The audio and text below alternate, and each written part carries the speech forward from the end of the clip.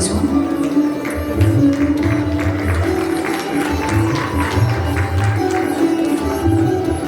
शान्ति, स्थायित्व र समृद्धिका लागि सहकार्य।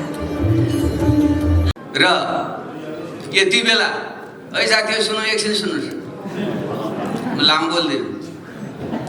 हामीले धेरै विषय म सोचिरहेको छु, हाम्रो कुरा सुन्दै यस्ता मैले धेरै 15-20 वर्षमा सुनेको छु। यस्ता तारे होटलहरूमा हाम्रा साथीहरूले लाखौँ खर्च गरी यस्ता आयोजना गर्नुहुन्छ, तर त्यसको परिणाम कहिले पनि केही आउँदैन। हो कि होइन भन्नुहोस् तपाईँहरूले? त्यसैले खालि के गर्ने कसो गर्ने भन्नेमा धेरै कुरा नगर्नु, कसरी गर्ने त्यहाँ केन्द्रित बनाउँ। किन भएन, कारण के हो भनेको भनै छु। म देखिरहेको छु तपाईँहरूको वरिष्ठ साथीहरू 20 वर्षदेखि मैले यही कुरा सुनिरहेको छु तपाईँहरूको, मैले पनि भन्ने गर्छु। र खास गरी हाम्रो माननीय अर्थमन्त्री रामेश्वर खनालजी यहाँ हुनुहुन्छ, उहाँ नै साथी हुनुहुन्छ र यो विषयमा अर्थशास्त्र बारे अलिकति बुझ्ने, सबभन्दा बढी बुझ्ने उहाँ हो भने म ठान्दछु। तर उहाँलाई समेत साथी राखेर म के भन्न चाहन्छु भने के गर्ने भन्ने कुरामा समय खर्च नगर्नु, कसरी गर्ने यो रोकियो। 20 वर्षदेखि हामी भनिरहेको छ, यिनै मान्छे यिनै टाउकाहरू। उहाँको साथीहरू जानुभयो, मेरो पुस्ताका साथीहरू, उहाँले पनि सुन्ने भन्दा राम्रो हुन्थ्यो, अरू पनि आइदिए भन्दा राम्रो हुन्थ्यो। तर किन भइरहेको छैन हो त्यो खोज्नु पर्यो। त्यसको निम्ति मेरो बुझाइ के हो भने हामीले कुनै पनि चिजलाई देशकालको सापेक्षतामा हेर्नुपर्छ। नेपाली समाज अहिले कुन चरणमा छ, विश्व कुन ठाउँमा छ, हामी अहिले कुन अवस्थामा छौँ, विश्वको विभिन्न विकसित भएका देशहरू, युरोप र अमेरिका, रुस, चीन, विभिन्न देश, हामीभन्दा अगाडि बढिसकेका देश हाम्रो अवस्थामा छँदा कहिले थिए र ती त्यहाँ कसरी पुगे भन्ने कुराको हिसाब गरौँ। त्यसो भन्दा म के भन्न चाहन्छु भने हामी अहिले पनि अरूभन्दा 100 वर्ष, झन्डै 100 वर्ष पछाडि परेका छौँ। केही इन्डिकेटर तपाईँ हेर्नुहोस्, कुनै पनि देश 60% जनसङ्ख्या प्राइमेरी सेक्टर, कृषिजन्य सेक्टरमा लागेको देश विकसित भएको कहीँ छ? अर्थशास्त्र कुनै नियमले भन्छ, भन्नुहोस् राम्रोसित भन्छ भन्दै, किन त्यसको उत्पादकता नै कम हुन्छ। निर्वाहमुखी कृषिमा गरिया बाँडी राखेर बसेर एउटा छोरो खाडीमा कमाउन गएको छ, बाबुआमा परिवार यहाँ बसेका छन्, त्यहाँ पठाउँछ, त्यो साउको ऋण तिर्दै जान्छ, बचत छैन। अनि त्यही भिसियस सर्कलमा श्रमको लाउरे हुने जुन कल्चर थियो पहिलो दोस्रो विश्वयुद्धमा, बाहिर अलिअलि कमाएर ल्याएको छ अनि खाएको छ, लगानी बचत पनि थिएन, लगानी पनि छैन। हाम्रो समस्या त्यहाँ हो। त्यसैले यसलाई आमूल परिवर्तन गर्नको निम्ति हामी जो कृषि प्रधान जुन अर्थतन्त्र हो, यसलाई औषधि अर्थतन्त्रमा रूपान्तरण गर्नको निम्ति खास चरणमा खास नीतिहरू लिनुपर्छ।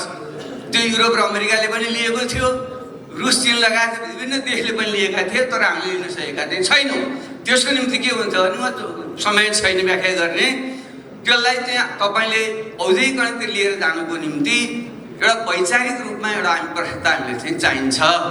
अब सबै जस्तो कृषि, युरोप र अमेरिका त कृषि एउटा उद्योग, एउटा सेवा भनेर जुन थियो, प्राइमेरी सेक्टर र सेकेन्डरी एउटा चाहिँ टर्सियरी सेक्टर, त्यो जम्मै जानलाई अहिले हामी समय छैन। तर यो तिनटै सेक्टरलाई ध्यान दिनु पर्छ। तर एउटा इस्ट एसियन मोडल भन्ने गर्छन्, त्यो चाहिँ के हो भने फेरि पनि राज्य, निजी क्षेत्र र सामुदायिक क्षेत्र तिनको सहकार्यले यस्तो अवस्थामा स्पष्ट नीति बनाएर अगाडि बढ्न सकियो भने फड्को हाल्न सकिन्छ केही दशकतिर भन्ने मोडल हो। सुरुमा जापानले गर्यो, त्यसपछि कोरिया, चीन लगायतका मलेसिया आदि देशले जुन गरिरहेका छन्, त्यो बाटो नै हामीले छिटो रूपान्तरण गर्ने बाटो हो। त्यसले पहिले वैचारिकमा यो प्रश्न बनाऊ, निजी क्षेत्रलाई सुविधा दिनुपर्छ भन्ने विवाद छैन, तर निजी क्षेत्रलाई पनि जो सुरुको चरणमा राज्यले साथ दिएन भने निजी कम्पनीहरू हेर्नुहोस्, विभिन्न देशका ती देशका कम्पनी त राज्यले खडा गरेर निजी क्षेत्रलाई दिएछ भने राज्यले पनि त्यो भूमिका निजी क्षेत्रलाई अगाडि बढाउनुको निम्ति भूमिका खेल्ने अनि निजी क्षेत्रले खासका क्षेत्रमा ध्यान दिने र शिक्षा, स्वास्थ्य लगायत यस्ता क्षेत्रहरूमा चाहिँ फेरि राज्यको दायित्व, अरू क्षेत्रमा निजी क्षेत्रको दायित्व र यस्तो अर्थतन्त्र। अर्को इन्डिकेटर, खराब इन्डिकेटर हेर्नुहोस् त, नेपाली इतिहासमा अहिलेसम्म कहिले पनि डबल डिजिट अर्थात् 10% भन्दा बढी आर्थिक वृद्धि भएको कुनै एक वर्ष पनि छैन हाम्रो। अनि यसरी अर्थशास्त्रको नियमले भन्छ कमसेकम तपाईँले 10 वर्षमा अथवा 7 वर्ष लगातार डबल डिजिट 10 वर्ष लगातार 7% भन्दा बढी वृद्धि गर्नु भने डबल हुन्छ भन्ने गणितको नियम हो। त्यसको निम्ति पुँजीको जुन लगानी गर्नुपर्छ तपाईँको जिडिपीको करिब 40% लगानी गर्नुपर्छ भन्छ। हो यसलाई हामी कसरी गर्छौँ? हो त्यहाँ जाउँ न। हो त्यसो हुन सक्यो भने हुन्छ, नत्र चाहिँ कृषिमा मान्छे टाँसिराख्ने हाम्रो जुन औद्योगिक क्षेत्र छ त्यो गत 50-60 वर्षदेखि 10-15% त्यो लेबर र चाहिँ उत्पादनको रेसियो हेर्नुभयो भने जिडिपी कन्ट्रिब्युसन हेर्नुभयो भने यो हाम्रो जुन औद्योगिक क्षेत्रमा 10-15%, कहिले त त्योभन्दा पनि तल हुन्छ। अनि यसरी देश बन्छ। त्यसैले कृषिको उसलाई हामीले लेबर जुन त्यहाँ लागेको छ त्यसलाई 15-20%मा झार्ने, उद्योगमा लागेकोलाई कमसेकम 30-35-40%, 30-35सम्म पुर्याउने र सेवा क्षेत्रलाई 40-45-50 हो भने बल्ल अर्थतन्त्रले टेकअफ गर्छ। त्यो टेकअफ गर्नको निम्ति कमसेकम मैले चाहिँ त्यति बेला रामेश्वरजी लगायतका हामीले सल्लाह गरेर भनेका थियौँ 2 दशकसम्म 2 अङ्कको वृद्धि दर निरन्तर बनाएको थियो नारायण। हो त्यतापट्टि जाउँ, तर किन भएन अहिले पनि एक वर्ष पनि किन 2 अङ्कको वृद्धि दर भएको छैन? हो त्यसो गर्नको निम्ति माथिबाट विदेशी पुँजी र प्रविधि ल्याउने बाटो खोलौँ। त्यसै भएको हुनाले मैले बिप्पा लगायतका समुद्र छिमेकीसँग बढी गरौँ, छिमेकीबाट उहाँ हुने अन्तबाट आउँदैन भन्दा त बडो यहाँ राष्ट्रवादको भूत जाग्यो। मैले त कालो झन्डा देखाइदिएँ एयरपोर्ट, यो यथार्थ हो कि होइन? अनि तपाईँहरू पनि बिर्सनुभयो केही समयपछि। हो त्यसैले यस्ता महत्त्वपूर्ण चाहिँ कुराहरू नगरेसम्म यो गराएर हुँदैन। त्यसले म के भन्छु भने 3-4 कुरा गरौँ भन्ने मेरो आग्रह। त्यसो गर्नको निम्ति यो पनि तैँले उपदेश गरिस् भन्नु होला। त्यसो गरेर के गरौँ भने मुख्य राजनीति नै केन्द्रमा, यसो प्रत्येक 6-6 महिनामा 2 वर्षमा सरकार परिवर्तन भएर नीतिगत स्थायित्व पनि हुँदैन। अनि त्यसले गर्दाखेरि त्यो लगानी पनि भित्रकालीन गर्दैन, बाहिरकालीन गर्दैन। त्यसैले हाम्रो शासकीय प्रणालीमा सुधार गरौँ र सर्वपक्षीय सहमति गराएर कति दिनको गरौँ भने आउनु म पनि बहस गर्छु। त्यसैले हामी प्रत्यक्ष निर्वाचित कार्यकारी राष्ट्रपतीय प्रणाली र पूर्ण समानुपातिक संसदमा हामी जाने आँट गरौँ। त्यसो भन्दाखेरि तानासा आउँछ भन्नुहुन्छ तपाईँहरू। अनि के बाँकी छ? यत्रो वर्षसम्म तपाईँले यो प्रणालीको लागु हेरिसक्नुभयो त 17 सालदेखि। एकचोटि गरेर हेरौँ न त के को तानासा आउँदो रहेछ। लोकतन्त्रभित्र तानासा आयो भने त्यसलाई चेक एन्ड ब्यालेन्स गर्ने पनि त तरिका हुन्छ। त्यसले राजनीतिक स्थिरता नभएसम्म शान्ति हुँदैन, नीतिगत स्थिरता हुँदैन। त्यो नभएसम्म लगानी आउँदैन, लगानी तपाईँले नलगाएसम्म 2 अङ्कको आर्थिक वृद्धि दर हुँदैन र त्यो नभएसम्म अर्थतन्त्रले टेकअफ गर्दैन। क्षेत्रको सुरक्षा र मनोबल उच्च बनाउन सरकारलाई आग्रह गर्ने उद्देश्यले करिब 2 महिना अघि यही ठाउँमा हामीहरूले राष्ट्रिय आर्थिक बहस भाग 2 कार्यक्रम आयोजना गरेका चाहिँ थियौँ। सो कार्यक्रममा सम्माननीय प्रधानमन्त्रीज्यू, माननीय अर्थमन्त्रीज्यू, उद्योग मन्त्रीज्यू लगायत नेपाल सरकारका उच्च पदस्थ अधिकारीज्यूहरूको उपस्थित भएको चाहिँ थियो। कार्यक्रममा गत भदौ 23 र 24 को आन्दोलनका क्रममा भएको गलत घुसपेटमा संलग्न भई आगजनी तोडफोड गर्नेहरूमाथि हामीले मुलुकको समग्र निजी क्षेत्रका तर्फबाट कारबाहीको माग गरेका चाहिँ थियौँ। त्यसै गरी निजी क्षेत्रको मनोबल बढाउन निजी क्षेत्र संरक्षण एवं प्रवर्धन रणनीति private sector protection and promotion strategy मन्त्री परिषदबाट पारित गरी कार्यान्वयनमा ल्याउन हाम्रो दोस्रो आग्रह चाहिँ थियो। स्थायित्वका लागि निर्वाचनको विषय पनि हामीले उठाएका चाहिँ थियौँ। निजी क्षेत्र प्रभावित भएको डेडिकेटेड ट्रङ्क लाइन सम्बन्धी विषयलाई समाधानका लागि पनि हामीले आग्रह गरेका चाहिँ थियौँ। डेडिकेटेड ट्रङ्क लाइन सम्बन्धी विवाद सम्माननीय प्रधानमन्त्रीको पहलमा समाधान उन्मुख चाहिँ छ। यसका लागि म सम्माननीय प्रधानमन्त्री, नेपाल सरकार तथा सम्पूर्ण सरकारवाला पक्षहरूलाई धन्यवाद दिन चाहिँ चाहन्छु। निर्वाचन लोकतन्त्रलाई संस्थागत गर्ने विधि हो। आसन्न निर्वाचनका लागि सम्माननीय प्रधानमन्त्री सहित मन्त्री परिषदका सबै माननीय मन्त्रीज्यूहरू र नेपाल सरकारको अग्रसरता र मेहनत प्रशंसनीय छ। निर्वाचनमा सहभागिताका लागि मुलुकका सबै राजनीतिक दलहरूले देखाएको चाहिँ तत्परताले देश निर्वाचनका लागि अघि बढेको देखाएको चाहिँ छ। यो चुनावी वातावरण लोकतन्त्रप्रतिको वर्तमान सरकारको समर्पणको एक उदाहरण हो भन्ने मलाई लाग्दछ। हामी शान्ति र स्थायित्वका लागि विवेकी, लचिलो र प्रतिबद्ध छौँ भन्ने यो पनि एक उदाहरण चाहिँ हो। तर यति हुँदाहुँदै पनि समृद्धिका लागि निजी क्षेत्रको संरक्षणको विषय भने अझै पनि ओझेलमा परेको हामीले भान परेको छ। हामीलाई निजी क्षेत्रले निर्बाध रूपमा काम गर्न पाउने वातावरणको ग्यारेन्टी अझै पनि चाहिँ हुन सकेको चाहिँ छैन। निजी क्षेत्र अझै पनि ढुक्क भएर लगानी गर्न सक्ने अवस्था छैन। गलत काम गर्नेहरूमाथि कारबाही नहुँदा दण्डहीनता मौलाउँदै जाने हो कि भन्ने आशंका बढ्नु स्वाभाविक नै चाहिँ हो। उद्यमी र उद्यमशीलता विकासका लागि सहज नीतिगत व्यवस्था, निजी क्षेत्रको चाहिँ सम्मान, निर्बाध पेसा व्यवसाय गर्न पाउने सुनिश्चितता र सम्पत्तिको सुरक्षा महसुस नगर्दासम्म मुलुकमा लगानी हुँदैन र आउँदैन पनि। लगानी नभई रोजगारी हुँदैन, रोजगारी नभई आय स्तरमा सुधार हुँदैन। आय स्तर बढ्न सकेन भने मानव विकासमा अपेक्षाकृत सुधार पनि चाहिँ हुन चाहिँ सक्दैन। शिक्षा र स्वास्थ्य सर्वसुलभ बनाउन राजस्व बढ्नु जरुरी चाहिँ छ। राजस्व बढ्न निजी क्षेत्रले काम गर्न पाउने वातावरण र काम गर्न प्रोत्साहित गरिने नीति आवश्यक चाहिँ छ। पछिल्लो 1.5 वर्षदेखि सरकार करिब 1.5 खरब रुपियाँको घाटामा रहेको कुरा चाहिँ हामीले सुनिराखेको चाहिँ छौँ। बैङ्कहरू करिब 11 खरबभन्दा बढीको चाहिँ लिक्विडिटी लगानी यो गर्न नसकिरहेको चाहिँ अवस्था छ। लगानी गर्ने चाहिँ ठाउँ खोजिरहेको छ। निजी क्षेत्र रकम लिएर उद्यम गर्न चाहिराखेको छैन। त्यसैले राजस्वको रकमले सरकारी अपरेसनल चाहिँ हिसाबको तलब भत्ता पनि नपुग्ने अवस्था आएको चाहिँ छ।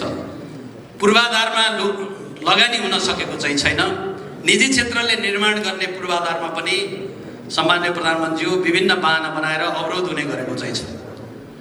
पूर्वाधार निर्माण र उद्योग कल कारखाना भएनन् भने रोजगारी कसरी सम्भव होला? स्वदेशमै रोजगारी दिने कल्पना कसरी सम्भव चाहिँ होला? सरकारले वर्षको करिब 3000 देखि 3500 जनालाई मात्रै वार्षिक रोजगारी दिन सक्ने करिब चाहिँ आँकडा छ। बाँकी सबै वास्तवमा चाहिँ निजी क्षेत्रले नै दिने हो। यदि निजी क्षेत्र चाहिँ खुम्चियो भने वास्तवमा यो रोजगारी बढाउने कुराहरू पनि कसरी सम्भव हुन्छ होला र? त्यसैले युवाहरू विदेशी न बाध्य छन्। विदेशमा पुगेर निजी व्यवसायमा नेपाली युवाहरू काम गर्न हुने हो भने नेपालमै निजी क्षेत्रका चाहिँ उद्योग र प्रतिष्ठानमा काम गर्न किन नहुने होला? समस्या एउटै छ, त्यहाँ निजी क्षेत्रले काम गर्न पाएको छैन। नीतिगत अवरोध चाहिँ छ, प्रक्रियागत झन्झटिला चाहिँ छन्, व्यवसाय मैत्री वातावरण बन्न सकेको छैन। सर्वसाधारणमा समेत निजी क्षेत्रप्रति नकारात्मक भावना चाहिँ छ। पछिल्लो समयको आगजनी र तोडफोडले पनि यसले निराश चाहिँ बनाएको चाहिँ छ। त्यसैले नेपाल उद्योग वाणिज्य महासङ्घले शान्ति, स्थायित्व र समृद्धिका लागि सामूहिक पहल आवश्यक भएको महसुस गर्यो र आज समाजका सबै सरकारवालाहरूलाई यहाँ आमन्त्रित गरेका हौँ र यही र यस्तै सार्वजनिक कार्यक्रमहरू मार्फत हामीले अर्थतन्त्रमा 81% तथा रोजगारीमा 86% योगदान दिइरहेको निजी क्षेत्रप्रतिको यहाँहरूको दृष्टिकोण पनि जान्न खोजिरहेका चाहिँ छौँ। हामीले प्रतिबद्धता नै चाहेका छौँ। यदि आज हामीले राजनीतिक दायित्वका लागि निर्वाचन गरी लोकतन्त्र संस्थागत गर्न सकेनौँ भने र यदि हामीले निजी क्षेत्रलाई सुरक्षित र सम्मानित भई काम गर्न दिएनौँ भने हामी सफल हुन सक्ने छैनौँ।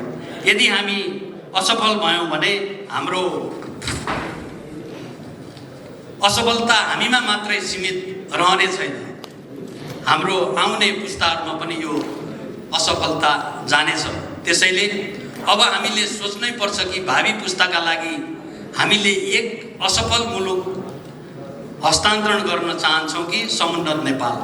यी प्रश्नको जवाबका लागि पनि अब अर्थतन्त्रको एजेन्डा सबैको चाहिँ साझा एजेन्डा हुन जरुरी छ भन्ने निजी क्षेत्रको चाहिँ भनाइरहेको चाहिँ छ।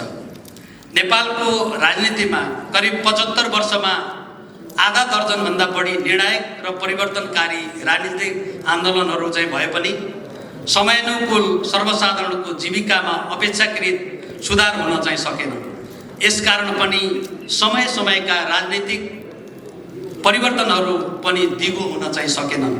जनताका निराश बढ्नुको मुख्य कारण उनीहरूको जीवनयापन सहज हुन नसक्नु नै हो भन्ने हामीहरूको बुझाइ चाहिँ छ। मुलुकमा पेसा व्यवसाय र रोजगारीका अवसरहरू प्राप्त भएनन् र यसका प्रत्याभूतिहरू सरकारी दस्तावेजमा मात्रै सीमित भए र यसको मूल कारण निजी क्षेत्रबाट चाहिँ हुने आर्थिक गतिविधि प्राथमिकतामा चाहिँ परेनन् वा निजी क्षेत्रको सुझावको वास्ता गरिएन। त्यही निराशको एउटा स्वरूप गत भदौको जेनजी समूहका युवाहरूको आन्दोलन हो भन्ने हाम्रो बुझाइ चाहिँ छ। मूलत सुशासन र भ्रष्टाचार मुक्त समाज निर्माणका लागि भएको आन्दोलनमा गलत घुसपेटका कारण धेरैतिर आक्रमण र आगजनी चाहिँ भयो। प्राय सबैजसो आन्दोलनमा प्रभावित हुने निजी क्षेत्र यसपटक पनि चाहिँ तारो बन्यो।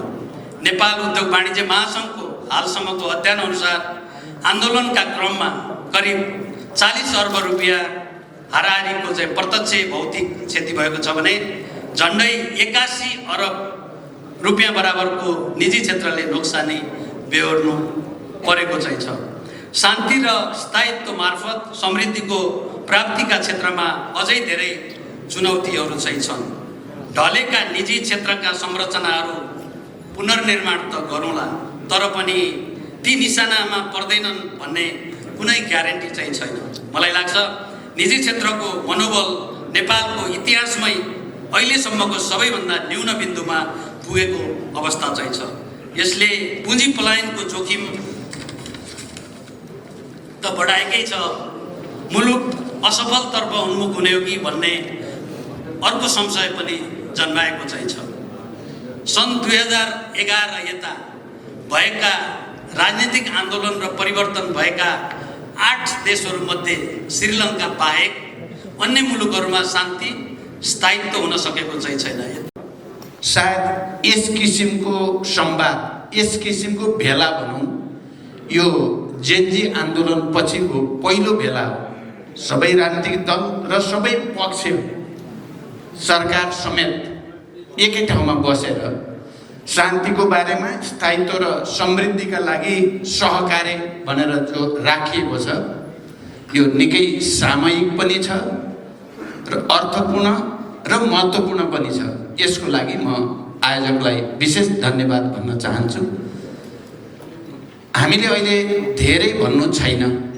जेनजी आन्दोलनले एकातिर राजनीतिक नेतृत्वलाई र समाजका सबै स्थापित सङ्घ संस्था र त्यसका प्रतिनिधिहरूलाई एकातिर आत्मसमीक्षा गर्न उत्प्रेरित गर्यो शक्तिशाली ढङ्गले भने, अर्कोतिर चाहिँ एउटा नयाँ सङ्कल्प गर्ने या इतिहासको मञ्चबाट पन्सिन पनि त्यसले ती सबैलाई प्रश्न चिन्ह खडा गरिदियो। यसको लागि म फेरि एकचोटि जेनजी आन्दोलनका अभियन्ताहरूलाई धन्यवाद भन्न चाहन्छु। हामी सबैको अगाडि एउटा गम्भीर प्रश्न खडा भएकै छ। हामीले आफ्नै आत्मसमीक्षा गरेर कमजोरी कहाँ भयो र त्यसलाई अब कसरी सच्याउने, नयाँ सङ्कल्पसहित, नयाँ प्रतिबद्धतासहित जनता र राष्ट्रको आवश्यकतालाई केन्द्रबिन्दुमा राखेर अगाडि बढ्ने वा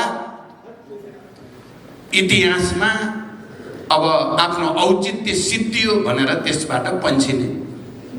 यस्तै सन्दर्भमा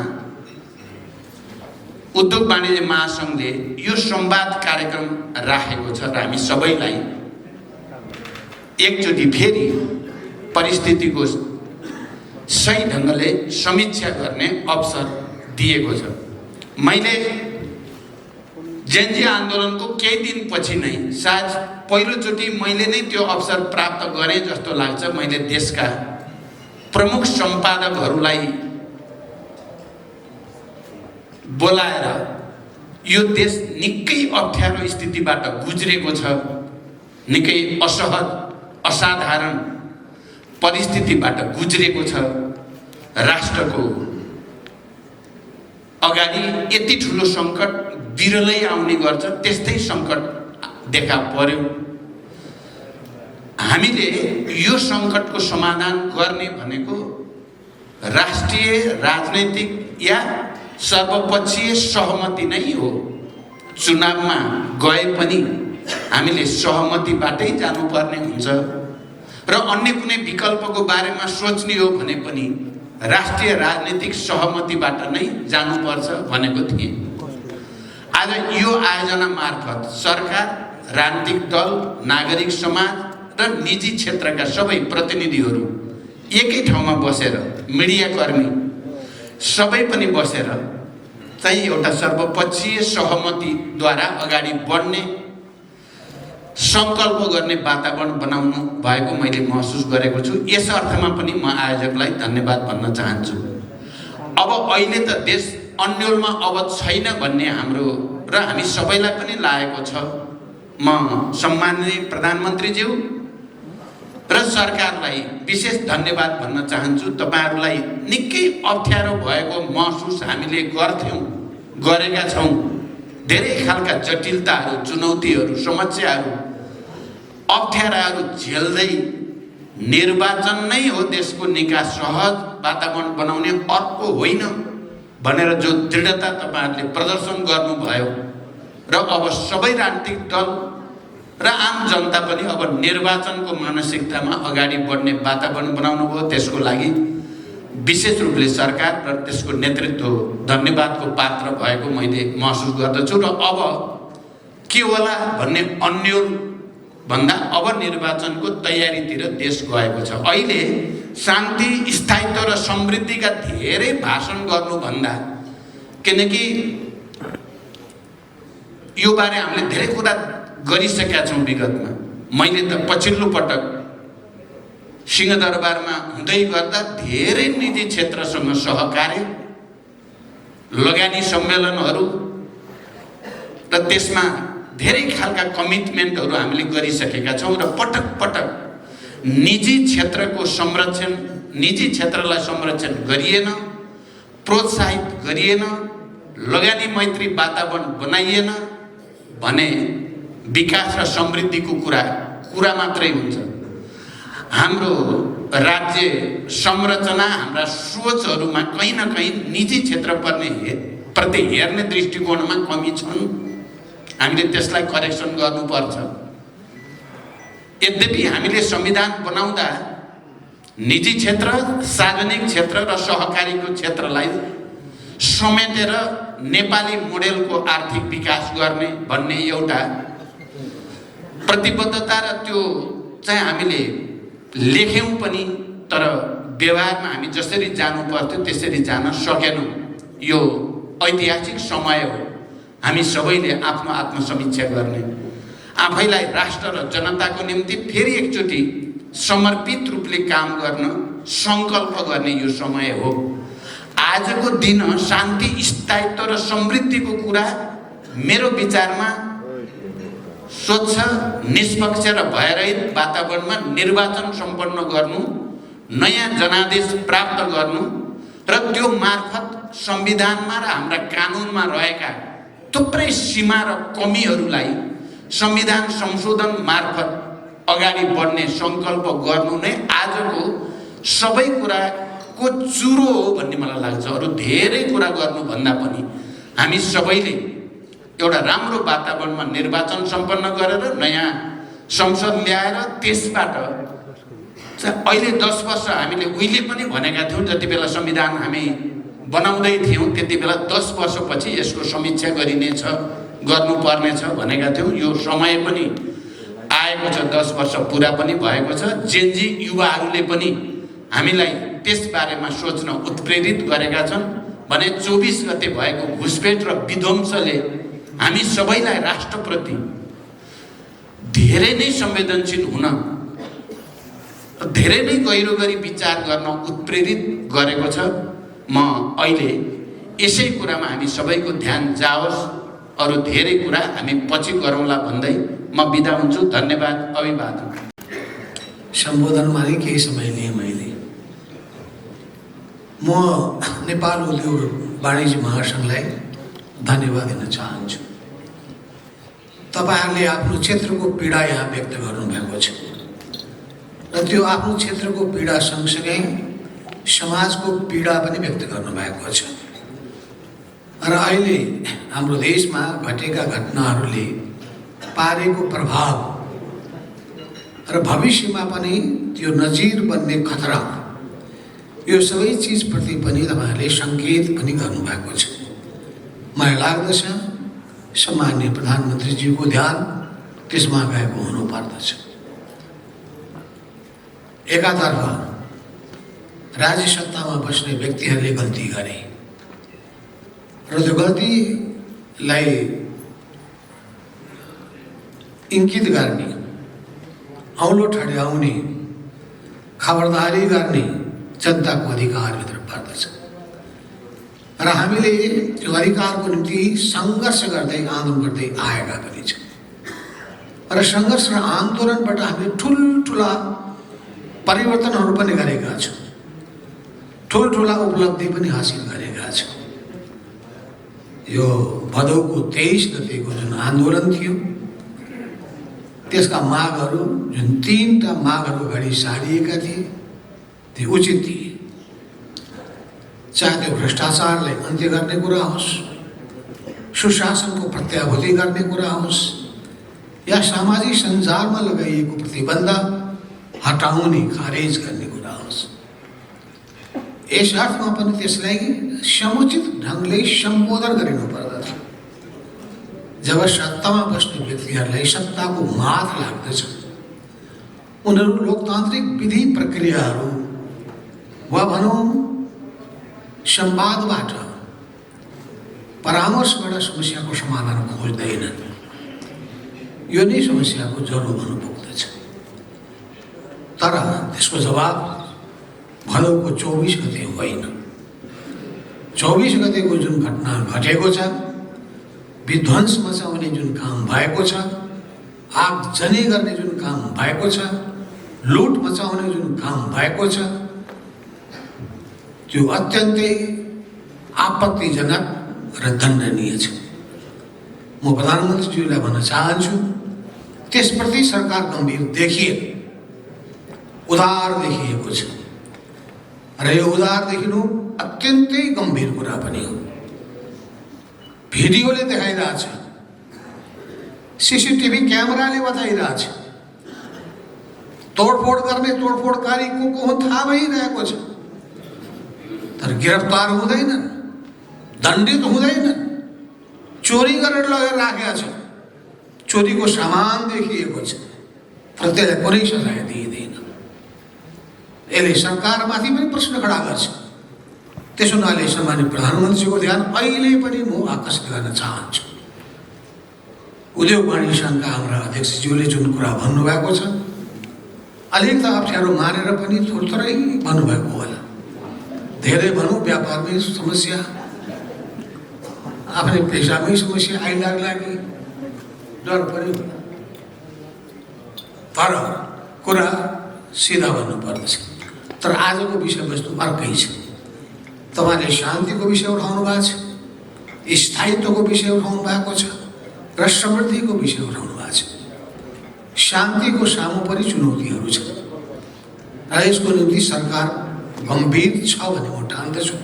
तर गम्भीर प्रश्न खडा भएको छ कि शान्ति बहाली गर्ने राज्यका ती संयन्त्रहरू ऐन मौकामा विफल भएका छन्। यो सरकारको निम्ति अत्यन्तै ध्यान दिनुपर्ने महत्त्वपूर्ण विषय हो भन्ने म ठान्दछु। दोस्रो स्थायित्वको प्रश्न। स्थायित्वको सन्दर्भमा एउटा समस्या नै हुन्छ, किनभने धेरै 2/3 छ भनेर स्थायित्व आयो भन्यो, त्यसले घमण्डी मान्छेहरू नेताहरू पैदा गरिदिन्छ, सत्ताको दुरुपयोग गर्ने प्रवृत्ति पैदा गरिदिन्छ। अनि अर्को समस्या त्यसले के खडा गर्छ, नीतिको निरन्तरतामा समस्या खडा गरिदिन्छ, योजनाहरूको निरन्तरतामा समस्या खडा गरिदिन्छ। त्यसका आफ्ना समस्याहरू छन्। तेस्रो जुन समृद्धिको कुरा उठाउनु भएको छ, त्यो जनताको जीवनसँग पनि जोडिएको छ। र यो बेरोजगार युवाहरू आज देश छोडेर विदेशमा पलायन भइरहेको, घर घरमा समस्या उत्पन्न भइरहेको, यो सबै चिजहरू एकातिर छ भने नेपालमा किन वास्तवमा विदेशमा जानुपर्ने स्थिति बनेको छ? यसमा विगतको सरकारका कतिपय नीतिहरू अनावश्यक दबावको सामु झुकेर त्यस्ता अवलम्बन गर्ने कामहरूले पनि समस्या खडा गरेको छ। नभए नेपाल जस्तो देशमा शिक्षा क्षेत्रलाई हामी यस्तै माथि उठाउन सक्दथ्यौँ कि हाम्रो छिमेकी देशहरूबाट पनि नेपालमा पढ्न आउन सक्ने थियो। स्वास्थ्य क्षेत्रलाई त्यस रूपमा अगाडि बढाउन सकिन्थ्यो। त्यसको निम्ति विदेशमा होइन, नेपालमै स्वास्थ्य उपचार गर्नका लागि यहाँ आउने स्थिति बनाउन सकिन्थ्यो। त्यसो यी सबै कुरामा पनि वर्तमान सरकारको प्रमुख दायित्व शान्तिपूर्ण ढङ्गले निर्वाचन सम्पन्न गर्ने कुराको साथसाथै केही अहिले संरचनाहरूमा सुधार गर्न सकिने पनि भएको हुनाले त्यसमा पनि समय दिनुपर्ने आवश्यकता पर्छ। हाम्रा माननीय मन्त्रीज्यूहरू पनि हुनुहुन्छ, त्यो क्षेत्रमा कसरी संरचनामा रहेका त्रुटिहरूलाई सुधार गर्ने हो, एउटा सिस्टम कसरी बसाल्न सक्ने हो, अहिलेसम्म भएका राम्रा कामलाई कसरी जोगाउने र कमजोरीलाई कसरी सुधार गर्ने, त्यो पनि त्यसमा ध्यान दिनुपर्ने आवश्यकता पर्दछ। तर मुख्यतः कुरा के हो भने नेपाल जस्तो देश जो धेरै हिसाबले सम्पन्न छ, वन सम्पदा छ, कृषि सम्पदामा सम्पन्न छ, सांस्कृतिक सम्पदामा सम्पन्न छ, खनिज सम्पदामा सम्पन्न छ, जल सम्पदामा सम्पन्न छ। त्यस सम्पन्नताको यहाँ चिजबिजको कमी छैन।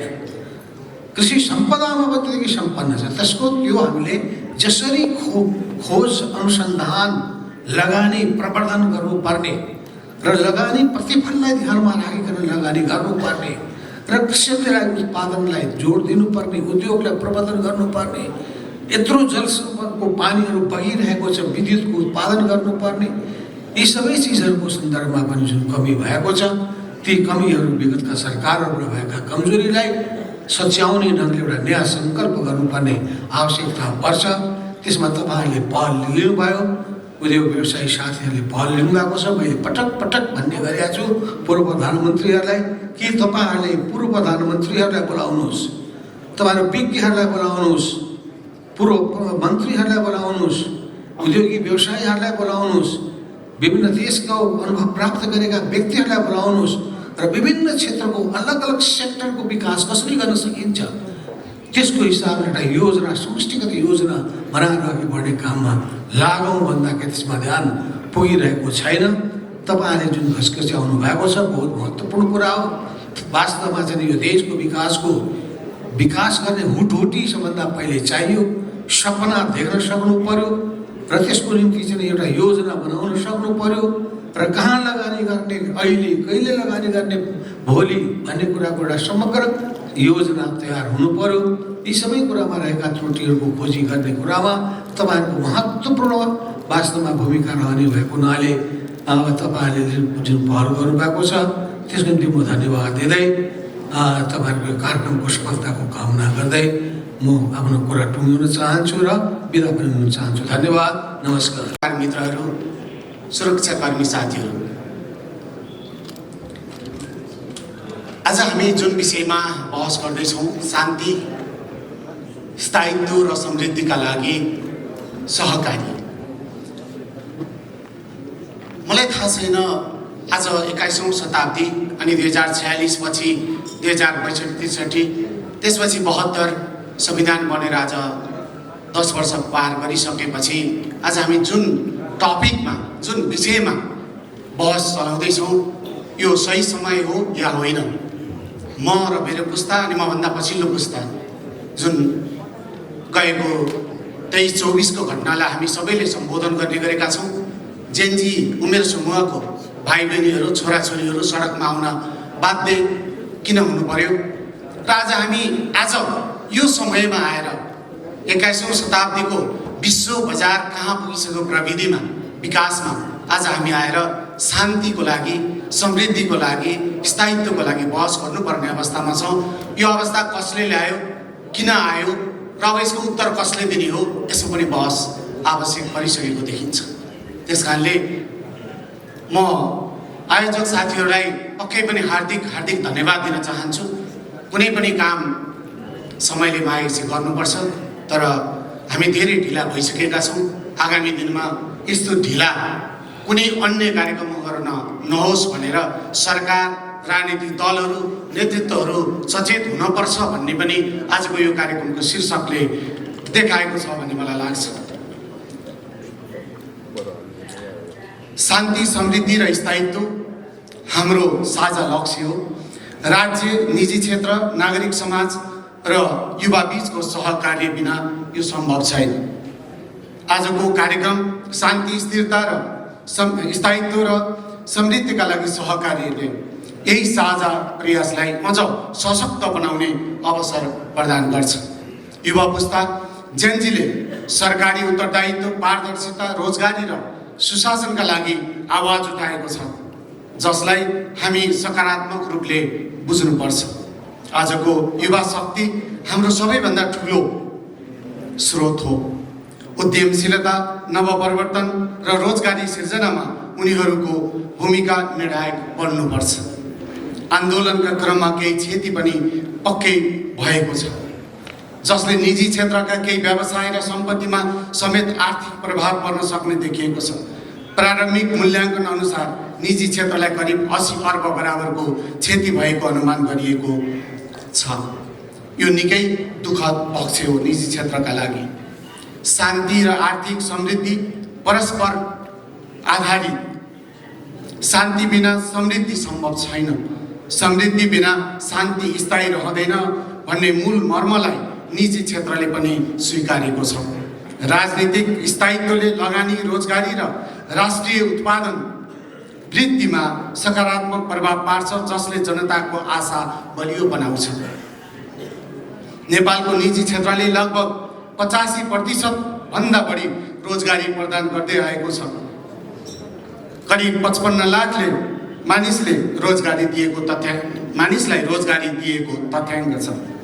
विशेष गरी सूक्ष्म, साना र मध्यम उद्यमले ठुलो सङ्ख्यामा रोजगारी सिर्जना गरेका छन्, जसले सामाजिक समृद्धिमा ठुलो भूमिका खेलिरहेको छ।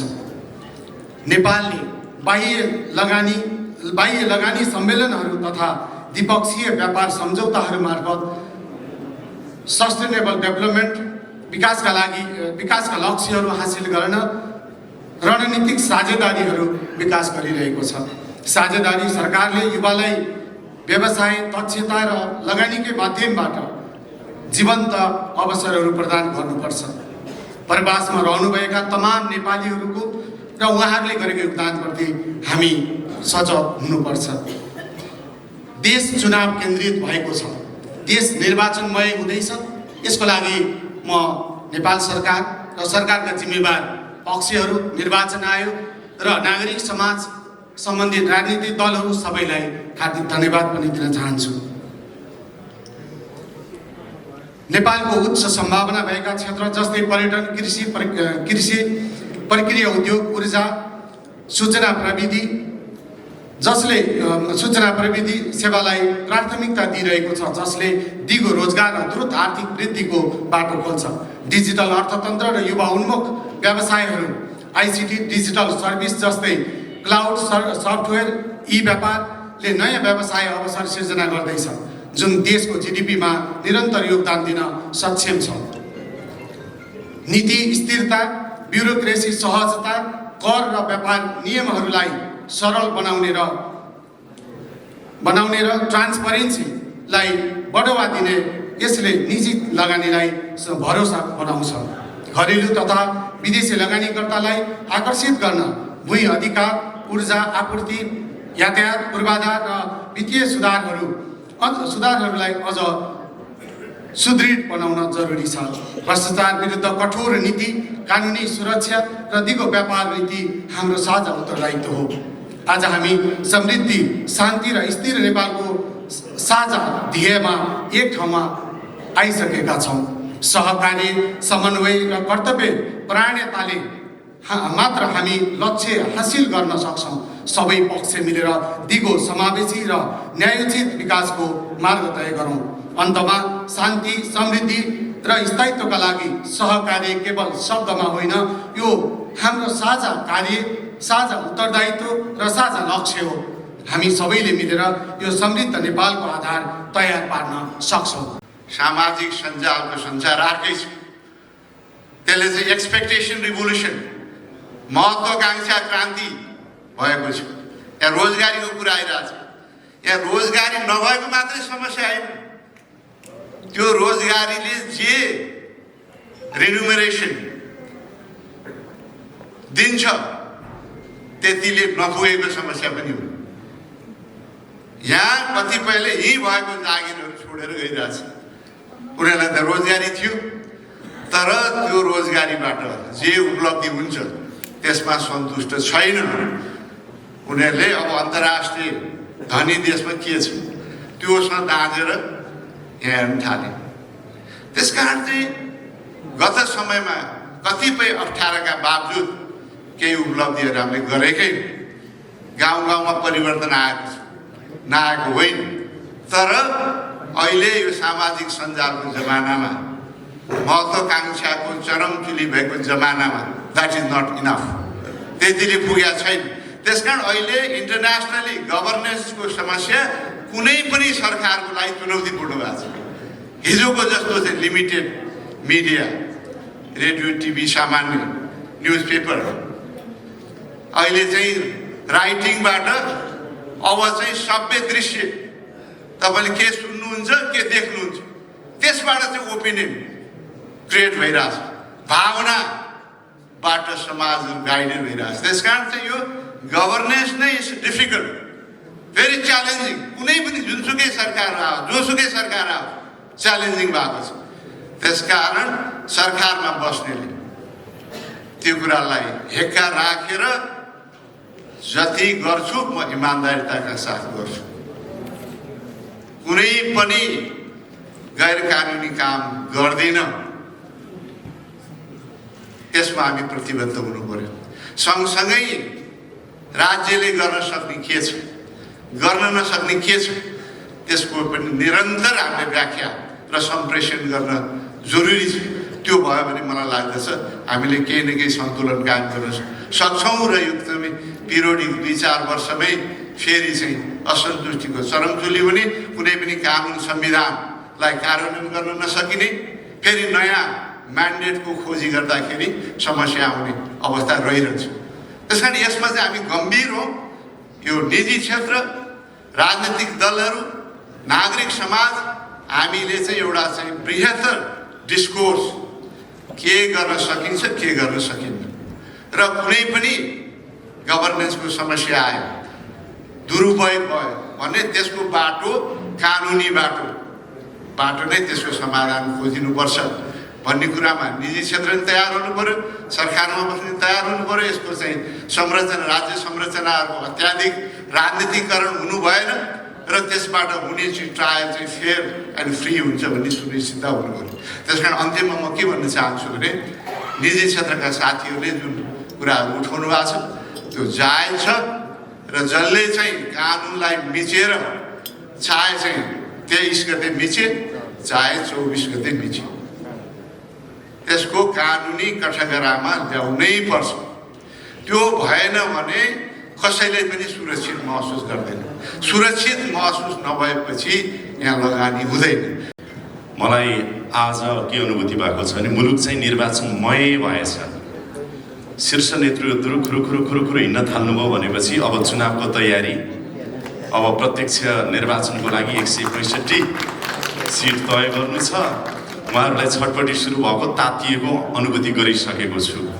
त्यसैले मुलुक निर्वाचनमय भयो र यहाँहरूलाई जानकारी गराउँ, व्याख्या नगरिकन यो सरकारले सम्माननीय प्रधानमन्त्री सुशीला कार्कीज्यूको नेतृत्वको यो सरकारले प्राप्त गरेको मेजर 3वटा म्यान्डेट, जुन म्यान्डेट मध्ये फागुन 21मा निर्वाचन गर्नुपर्नेछ त्यसको सुनिश्चितता भएको छ।